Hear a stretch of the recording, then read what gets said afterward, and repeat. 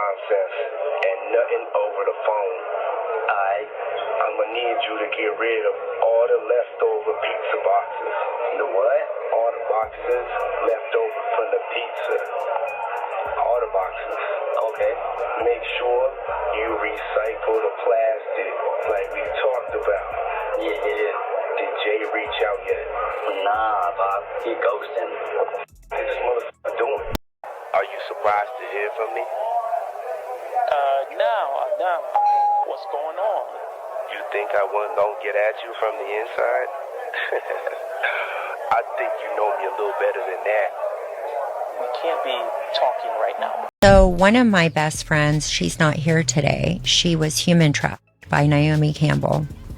And Naomi is also Diddy's the godmother. So she started meeting with all these famous people, and they connected her with certain people. And then all of a sudden she's at these parties, and I see she's doing drugs and getting out of control. And eventually I had to start rescuing her from parties. And then a few of the times I had to rescue her from Naomi Campbell's apartment, sleep over, and then I would pick her up. This is a direct character assassination. I've always said that I'm not a saint, that I am a work in progress, but I will not be held hostage by my past. What he's done is indefensible. I think that in 5 years people will still be saying, she's a bitch. I hope so. I hope they do. Something like, you'll never be me, don't ever think that you'll be me, and something like that. I said that? Yes. I can't think, that's something, I'm not that, I'm very much in the, I'm very much, I know the person that I am, and I'm not someone to go and give myself away and say that to anybody. I've never said that in my life. So, but if that's what you remember, I accept that, but it's not, doesn't sound like me. Don't compare yourself to me. They would ever. never make you are walk in a not dress on my that level, much Nicole. longer. You never will be on my level. Do not compare yourself to me. I was introduced to him on my 31st birthday by my ex-boyfriend Flavio. He was always front and center at Victoria's Secret shows. Did you suspect what he was doing? No. And what he's done is indefensible. And when I heard of what he'd done, it sickened me to my stomach, just like everybody else. Because I've had my fair share of predators. And thank God that I had good people around me that protected me from this. I mean, right now I stand with the victims. I can't, they're scarred for life. You kind of she gets out of it? Well, she gets money. When you bring models or people that can easily be manipulated, you get funded. She owns, how does she own an island being a supermodel? I didn't know she owns an island. Yeah, she owns an island. But this is crime scene investigation. Yeah. But it opens your eyes to things that you never even thought of, and I connect all the dots. So one of my best friends, she's not here today. She was human trafficked, Naomi Campbell.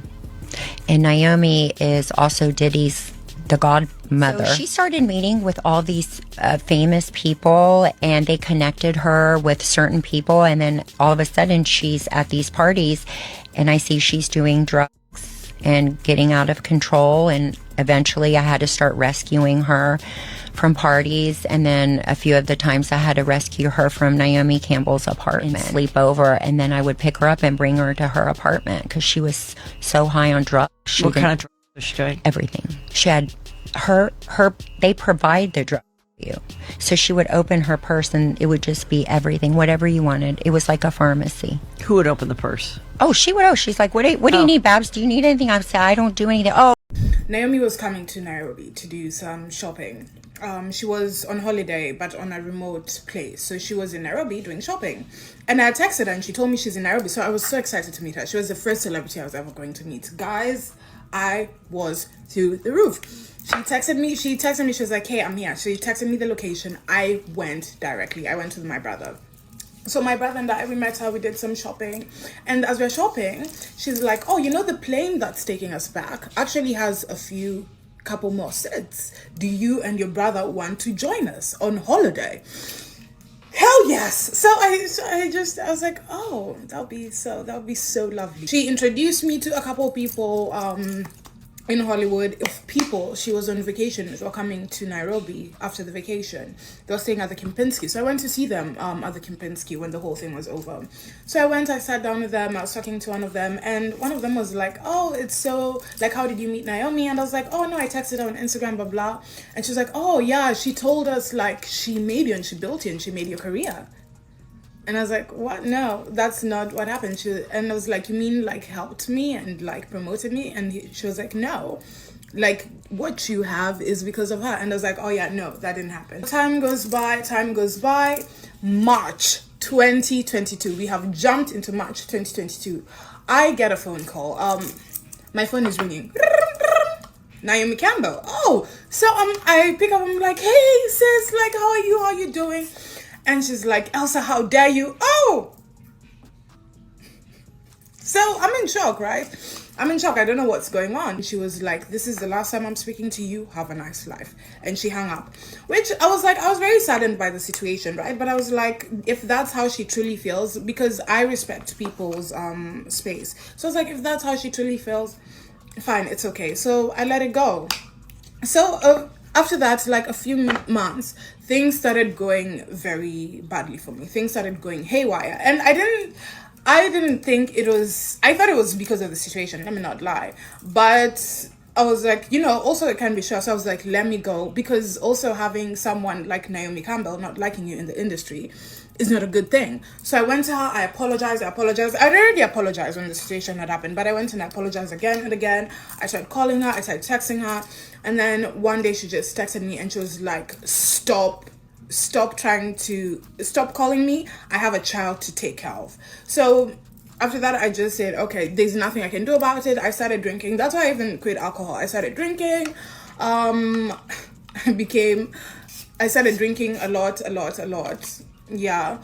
And then, because I wasn't sure why things were going so wrong and I couldn't put my finger on it. And then a few months later, I met Edward Enifel at a party, and Edward Enifel is one of, oh my goodness, he's one of the people I adore the most. So I was like, oh my goodness, that's Edward, I have to go say hi. So I'm like, hey Edward, I'm such a big fan. And he looks at me, he's like, I know you. And then he said something that made me think the situation with Naomi was causing like some of the trials and tribulations I was currently going. When someone powerful ends up behind bars, the most dangerous thing they can lose is not money, not status, not even freedom. It's control. And when control slips away, stories that were never meant to be told suddenly start circling the room. That's why prison calls matter. Not because of what's said openly, but because of what's implied, hinted at, or carefully danced around.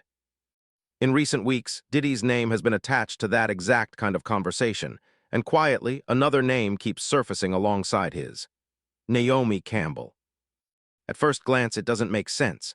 Fashion icon, global humanitarian image, decades of influence.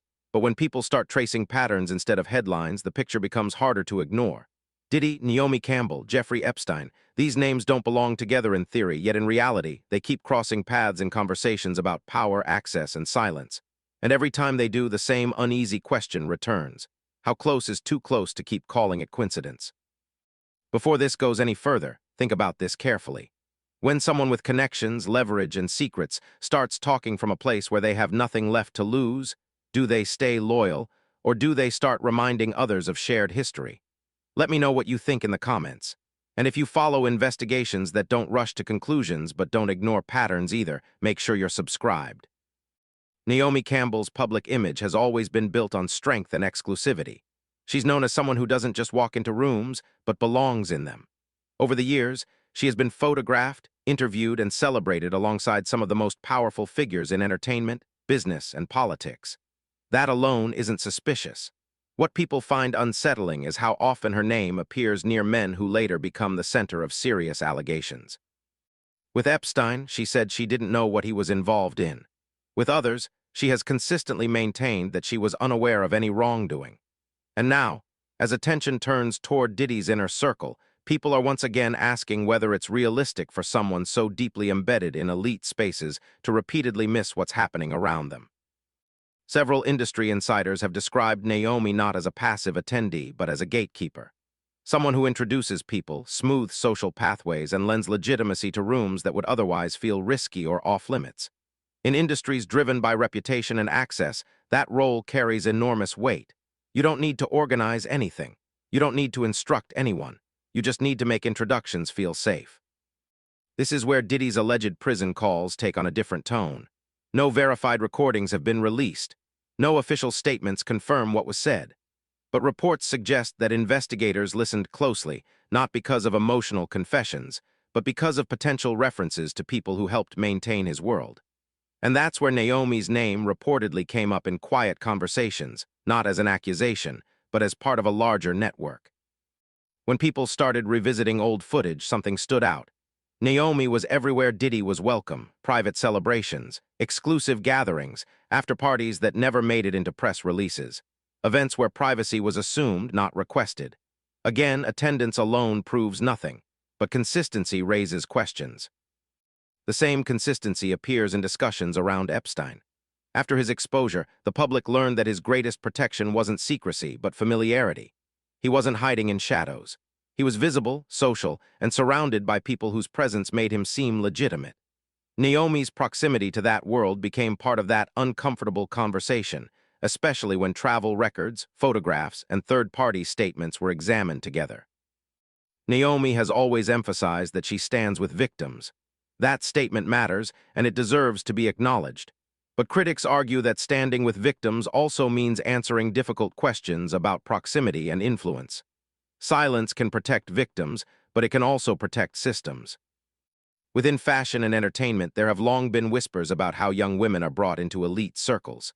Promises of opportunity, exposure, career acceleration, everything framed as mentorship, nothing written down. For most, nothing illegal happens. But for some, boundaries blur, pressure builds, and leaving quietly becomes the only option. This is why Naomi's role unsettles people. Not because there is one clear accusation, but because of repeated proximity to systems later described as abusive. Power doesn't always look like control. Sometimes it looks like credibility. As Diddy's legal troubles deepen, the focus has shifted from what he did to who helped him move freely for so long. And when someone in his position allegedly starts talking, even indirectly, it forces others to revisit relationships they hoped would remain unexamined. Defenders argue that powerful women are too often blamed for men's crimes, and that point is valid. But skeptics respond with a different concern. When patterns repeat across decades, industries, and scandals, accountability doesn't require proof of direct action. It requires honesty about influence. Naomi Campbell isn't being discussed because of one allegation. She's being discussed because her name appears at the crossroads of too many collapsed reputations. And when those reputations fall, they don't fall quietly. What remains now isn't certainty, but tension. A growing sense that the stories people dismissed as rumors may have been warnings. And as more attention turns toward what powerful people say when they believe no one is listening, the question isn't who will be accused next. It's who will stay silent and why. Silence has a rhythm in powerful circles. It doesn't sound like panic. It sounds like confidence. It sounds like nothing at all. And for years, that silence protected everyone involved. But when investigations expand, silence starts to feel different. It begins to look coordinated. One of the reasons Naomi's name refuses to disappear from these conversations is because of what former insiders have hinted at over time. Not dramatic confessions, not courtroom declarations, just fragments, observations, stories told carefully, sometimes years later, often wrapped in hesitation. Several individuals who moved through elite fashion and entertainment spaces have described environments where introductions were currency. You weren't just invited to events. You were positioned, placed strategically near certain people, encouraged to network in specific directions.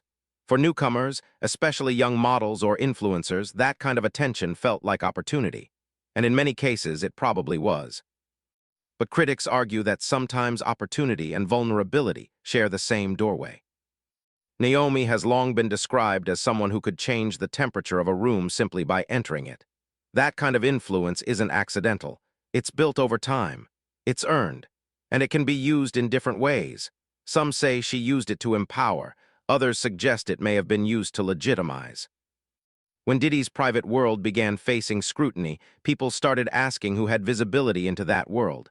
Not just who attended public events, but who had access to the gatherings that weren't photographed. Exclusive celebrations, private villas, closed-door after-parties where phones were discouraged and trust was assumed. Attendance alone does not imply wrongdoing. That distinction matters. But repeated presence inside private spaces later described as problematic inevitably creates questions, especially when similar patterns appear in entirely separate scandals. With Epstein, the controversy wasn't about one isolated interaction. It was about sustained social proximity over time. The most uncomfortable realization for the public was that many powerful individuals interacted with him in ordinary, even friendly ways, long after whispers about his behavior had begun circulating quietly.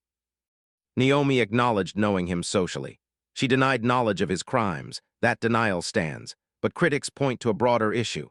In elite circles, information rarely moves publicly first. It travels privately, through assistants, through stylists, through handlers, through quiet warnings shared over dinners and private flights.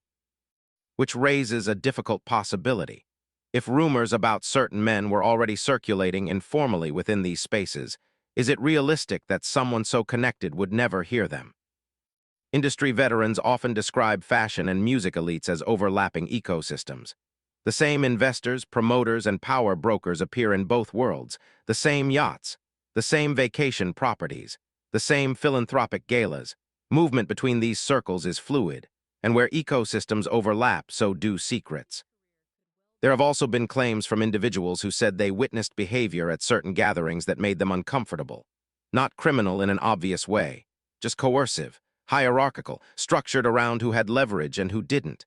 These accounts rarely include hard proof. They include tone. They include pressure. They include the feeling that refusing invitations could quietly end a career. Naomi has publicly positioned herself as a survivor of predatory environments in the industry. That narrative complicates everything.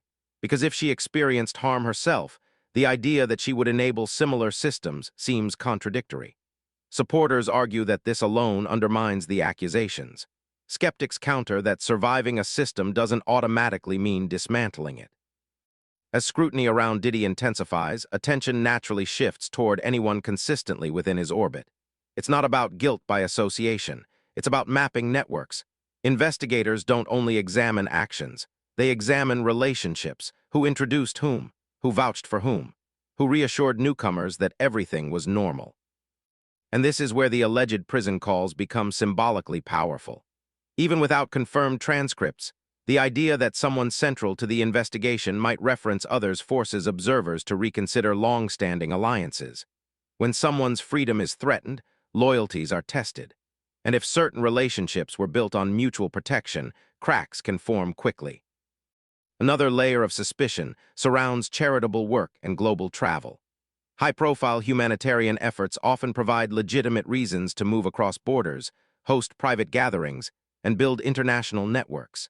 There is nothing inherently suspicious about philanthropy. But critics argue that when philanthropy intersects repeatedly with individuals later accused of exploitation, perception shifts. Perception isn't proof, but perception shapes investigations. One recurring theme in online discussions is the idea of gatekeeping, not criminal mastermind narratives, not dramatic conspiracies, simply gatekeeping, being the person who says, "She's fine, he's safe, you can trust this space." That reassurance, when coming from someone respected, carries immense weight. The deeper this story goes, the less it feels like a question of isolated actions, and the more it feels like a question of ecosystem dynamics. Systems don't sustain themselves accidentally. They require social lubrication. They require influential figures whose presence signals normalcy. Naomi continues to deny any wrongdoing. That denial remains part of the story, but denial does not erase inquiry, especially when multiple collapsed empires share overlapping guest lists. As more pieces surface in Diddy's case, observers are less focused on dramatic revelations and more focused on patterns. Patterns of access, patterns of silence, patterns of proximity that span decades. The central tension remains unresolved. Is Naomi simply a powerful woman repeatedly caught near controversial men? Or is proximity itself a form of participation within elite ecosystems? No official charges answer that question. No confirmed recordings settle it. What exists instead is a widening circle of curiosity. And curiosity, once activated, rarely returns to sleep. Curiosity becomes dangerous when it starts connecting dots that were never meant to be connected. At first, people examine isolated events, a party here, a photograph there, a social introduction that seemed harmless at the time. But when those moments are laid side by side, repetition begins to form structure.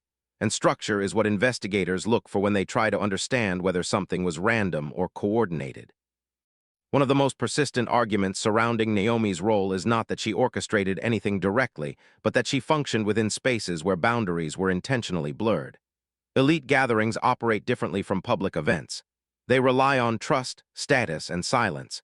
Invitations are selective, guests are curated, and the presence of certain respected figures can immediately neutralize suspicion. In environments built on hierarchy, reassurance is power. If a newcomer walks into a room filled with high-profile names and sees someone globally admired standing comfortably at the center, hesitation often fades. That dynamic isn't inherently criminal, but critics argue that it can unintentionally lower defenses. As discussions around Diddy intensified, people began revisiting accounts from individuals who described feeling overwhelmed inside exclusive circles. Not forced, not explicitly threatened, just gradually pressured.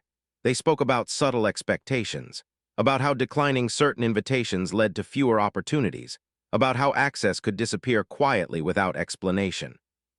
These accounts rarely name a single villain. Instead, they describe atmospheres, systems where influence determined comfort, systems where younger participants relied heavily on gatekeepers for guidance. In that context, the role of someone like Naomi becomes complex.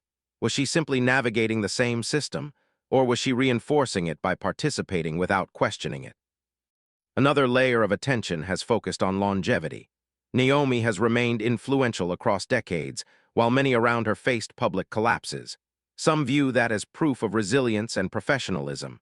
Others view it as evidence of strategic distance, the ability to stay just outside the blast zone when controversies erupt. Patterns don't automatically prove coordination, but patterns invite scrutiny. When Epstein's network was exposed, the public struggled to understand how so many intelligent, experienced individuals claimed ignorance. The answer offered repeatedly was compartmentalization. In elite spaces, people see only what they are shown. They attend events, not back rooms. They socialize, not supervise. That explanation may be true in many cases, yet skeptics argue that proximity over time makes total ignorance difficult to accept. The same debate now surrounds Diddy's world. For years, his influence stretched across music, fashion, and nightlife. Private gatherings were described as extravagant and exclusive. The public saw glamour. Insiders described something more layered, and whenever these insider descriptions surface, familiar names appear in the background. Naomi's defenders insist that social proximity does not equal operational involvement. They emphasize her long career, her advocacy work, and her own experiences navigating predatory industries. They argue that successful women are frequently pulled into narratives built around powerful men, regardless of evidence. Skeptics focus on consistency, the repeated intersection of Naomi's social orbit with figures later accused of exploitation, the recurring theme of introductions and shared spaces. The question isn't whether she committed a crime. The question is whether her presence contributed to environments later described as harmful. There's also the psychological dimension of elite ecosystems. When someone rises to the top of a highly competitive industry, survival often requires adaptability, reading rooms quickly, aligning with power, avoiding conflict.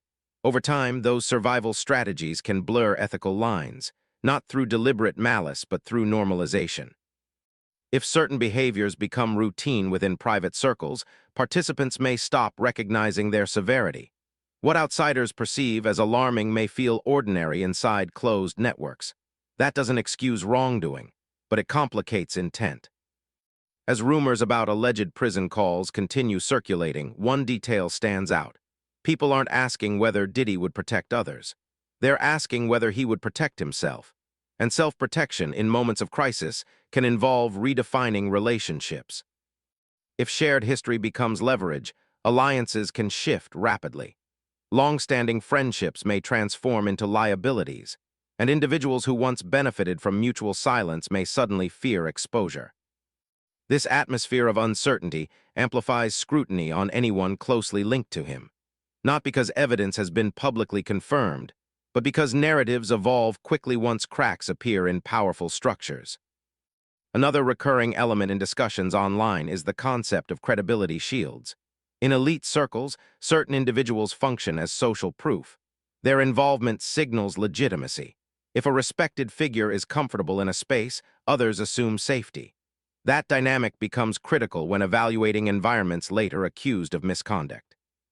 Naomi's image has long operated as a credibility shield in fashion and celebrity culture. That shield is now being examined, not dismantled, not legally challenged, examined. As attention intensifies, observers are less interested in sensational accusations and more focused on systems. Systems that rely on introductions, systems that reward silence, systems that blur mentorship with access. The central tension hasn't resolved, it has deepened. Is Naomi a symbol of resilience within chaotic industries, or a symbol of how elite ecosystems protect themselves through reputation and proximity? Without official revelations, the debate remains speculative, but speculation grows when transparency feels incomplete. What makes this moment different from past controversies is the convergence: Diddy's legal pressure, Epstein's documented network, historical allegations within fashion. Individually, each story might fade. Together, they create momentum. Momentum changes narratives.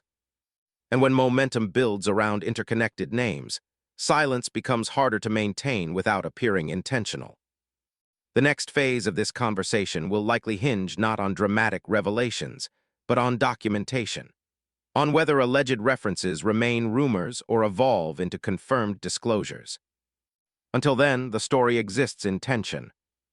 A tension built on patterns, proximity, and the uncomfortable possibility that elite ecosystems are far more interconnected than the public ever imagined. Momentum doesn't explode all at once. It builds quietly, almost invisibly, until suddenly the weight becomes undeniable. That's where this story now sits, not at a verdict, not at a confirmation, but at a pressure point. When powerful ecosystems begin to fracture, what usually follows isn't chaos, it's distance. People separate themselves carefully, statements become shorter, appearances become selective, public images grow more polished, not less. The louder the speculation, the calmer the exterior. Naomi has maintained composure throughout every wave of controversy tied to her orbit. That consistency is either evidence of innocence or evidence of discipline. Depending on who you ask, it proves stability or strategy. But there's a deeper layer to this unfolding tension. It isn't only about whether Naomi knew something. It's about how elite systems function when secrecy becomes routine. In closed networks, loyalty isn't emotional. It's transactional. Silence is not requested. It's understood. Diddy's alleged prison calls, whether ultimately confirmed or not, symbolize something bigger than a single conversation. They represent vulnerability, and vulnerability inside powerful circles is destabilizing. If one central figure begins to feel exposed, every connected figure reevaluates their own position. What makes this different from past celebrity scandals is the overlap. Music, fashion, philanthropy, nightlife, these worlds are not separate planets. They share investors, they share guests, they share private spaces shielded from cameras. When scrutiny hits one corner, the ripple travels quickly. Critics believe that proximity to repeated controversy deserves serious examination. Supporters argue that repeated proximity in elite spaces is statistically inevitable. Both arguments carry weight, but the public's growing skepticism isn't driven by one allegation. It's driven by pattern fatigue. People are tired of hearing that no one knew anything. The Epstein exposure changed how audiences interpret elite silence. Before that moment, social familiarity felt neutral. After that moment, familiarity began to look like insulation. A network of respected faces surrounding one another, reinforcing legitimacy. Now, as Diddy's situation intensifies, observers are applying that same lens again. The central question isn't whether Naomi committed a crime. No official authority has made that claim. The question is whether influence can exist without responsibility inside powerful ecosystems. Influence doesn't require direct action. It requires presence. It requires credibility. It requires the ability to signal safety. In industries built on perception, that signal can shape entire trajectories. Another factor complicates everything: time. Naomi's career spans generations. She has witnessed the evolution of fashion and entertainment firsthand. She has seen scandals erupt and disappear. She understands survival at the highest level. That kind of longevity suggests awareness of how narratives are managed. Some argue that her ability to endure proves careful distance from wrongdoing. Others suggest endurance sometimes depends on strategic alignment. As discussions continue, one noticeable shift has emerged. The conversation is less emotional and more analytical. Fewer explosive claims, more pattern mapping. People are looking at networks like investigators, not fans. Who introduced whom? Who vouched for whom? Who remained publicly supportive when whispers circulated privately? These questions are not accusations, they are structural inquiries. And structure is harder to dismiss than rumor. If alleged prison conversations ever become public, they won't matter because of dramatic soundbites. They will matter because of context. Because any mention of shared spaces or shared introductions would reframe years of social proximity. Until then, speculation remains speculation. But silence in moments like this becomes its own narrative. There's also a broader cultural reckoning unfolding. Audiences no longer separate glamour from accountability as easily as before. They no longer accept ignorance as automatic defense, especially when access and influence are involved. Naomi continues to deny knowledge of wrongdoing in every public statement connected to past controversies. That position is clear, and clarity matters, but clarity doesn't erase curiosity. Diddy's case may ultimately stand or fall on evidence entirely unrelated to Naomi. That is possible. Yet the interconnected nature of elite networks ensures that when one thread is pulled, others tighten. Perhaps the most unsettling aspect of this entire story is not what is known, but what feels intentionally compartmentalized. In powerful ecosystems, information flows selectively. Not everyone sees everything, but certain individuals see more than most. The unresolved tension sits here. Proximity over decades to multiple controversial figures can be coincidence, or it can be consequence. No court has answered that. No official record has concluded that. But the public conversation has shifted permanently. And once trust in elite silence erodes, it rarely rebuilds completely. Whether Diddy's alleged prison calls reveal nothing or something significant, they have already achieved one outcome. They have reignited scrutiny. They have forced audiences to reconsider familiar faces through a different lens. Naomi Campbell's legacy remains intact in fashion history. Her influence remains undeniable, but influence and inquiry now coexist in the same space. The coming months will likely determine whether this story fades into rumor or evolves into documented reality. Until that moment, tension remains the defining feature. And tension in powerful circles is rarely accidental. If you've watched this far, you already understand that this isn't about headlines. It's about patterns. It's about systems. It's about what happens when silence meets investigation. What do you think happens next? Share your thoughts below. And if you want more deep, structured breakdowns that follow the patterns others ignore, make sure you're subscribed.